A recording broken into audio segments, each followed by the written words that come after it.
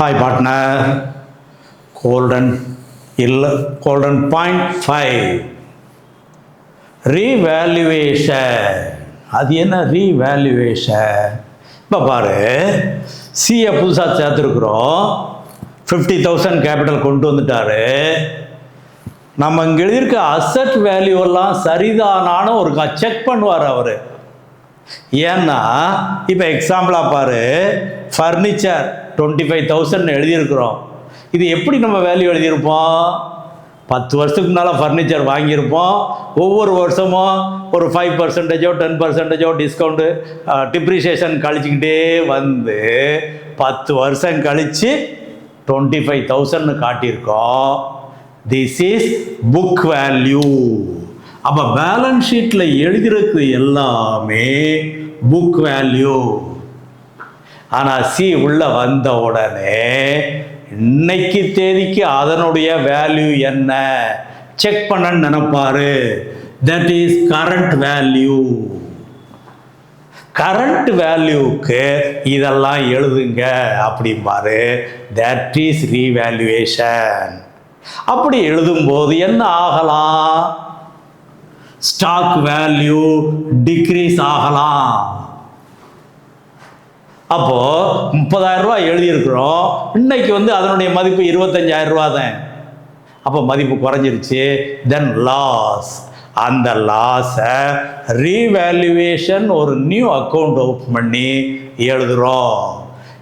லாஸ்னாலே debit all the expenses and losses. அந்த principle படி அப்போ ரீவேல்யூஷன் அக்கௌண்ட் நாமினல் அக்கௌண்டோட சேர்ந்தது. எப்போ லாஸு? ஒரு அசட் வேல்யூ டிக்ரீஸ் ஆனா லாஸு. Asset value degrees.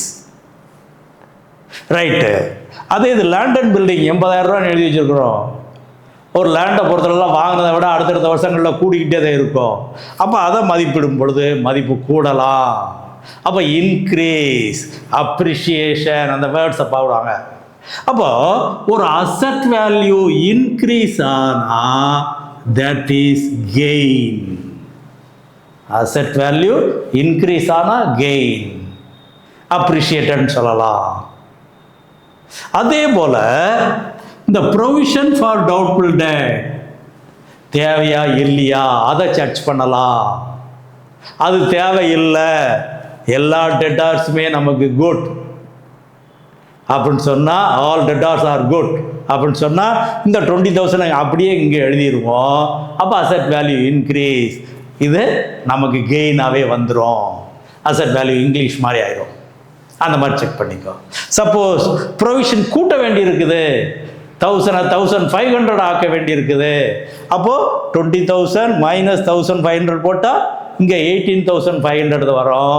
அப்போ அசட் வேல்யூ டிக்ரீஸ். எவ்வளவு? அந்த 500 rupees loss, decrease in asset. அந்த மாதிரி செக் பண்ணிக்கோ. ப்ரொவிஷனில் கவனமாக செஞ்சுக்கோ. அப்போ asset value maybe increase or decreased. Asset value increase ஆனால் நமக்கு லாபம், gain, credit. Asset value decrease ஆனால் லாஸ். சரி, நம்ம பிஸ்னஸ் பணத்தை எடுத்து ஒரு இதில் இன்வெஸ்ட் பண்ணியிருக்கோம், ஆனால் எழுதாமலே விட்டுட்டோம். அதை இப்போ நம்ம கணக்கில் கொண்டு வந்துடுவோம். அப்படி கணக்கில் கொண்டு வரும்போது நியூ அசட் உள்ள வருதுன்னா அதுவும் இன்க்ரீஸ் மாறுத்தேன். அப்போ gain, new asset brought into account. சரி, லைபிலிட்டி சைடு வருவோம். கிரெடிட்டார்ஸுங்க நம்ம கொடுக்க வேண்டிய பணம். நம்ம கொடுக்க வேண்டிய பணம் பெரும்பாலும் மாறாது. சில நேரங்களில் யார்கிட்டையாவது கிரெடிட் பர்ச்சேஸ் பண்ணதை விட்டுருப்போம், எழுதாமல் விட்டுருப்போம். அப்போ அதை சேர்க்க வேண்டியிருக்குன்னா அப்போ கிரெடிட்டார்ஸ் வேல்யூ இன்க்ரீஸ். அப்போ கிரெடிட்டார்ஸ் லைபிலிட்டி இன்க்ரீஸ் ஆனால் எக்ஸ்ட்ரா பணம் கொடுக்க வேண்டி இருக்குது. Then that is loss. Liability increase ஆனால் லாஸ், அதாவது எக்ஸ்ட்ரா பணம் கொடுக்க வேண்டியிருக்கு. அப்போ லாஸ். இல்லை, ஒருத்தருக்கு நம்ம கொடுக்க வேண்டியிருக்குது, 1000 ரூபா கொடுக்க வேண்டியிருக்கு, 5 வருஷமாக அவர் ஆளே கண்டுபிடிக்க முடியலை, அவர் பிஸ்னஸை க்ளோஸ் பண்ணிட்டு போயிட்டாரு, ஆளை கண்டுபிடிக்க முடியலை. அப்போ அதை நம்ம அக்கௌண்ட்டை க்ளோஸ் பண்ணிடலாம். Return back. Creditors return back. அப்போ 1000 ரூபாயை குறைக்க வேண்டியிருக்குன்னு சொன்னால் then that is gain to us. அப்போ லயபிலிட்டியில் டிக்ரீஸ் ஆகுது. கெயின். சில நேரங்களில் ஏதாவது எக்ஸ்பென்சஸ் பேயபிள் இருக்கலாம், எழுதாமல் இருக்கலாம். That is new liability.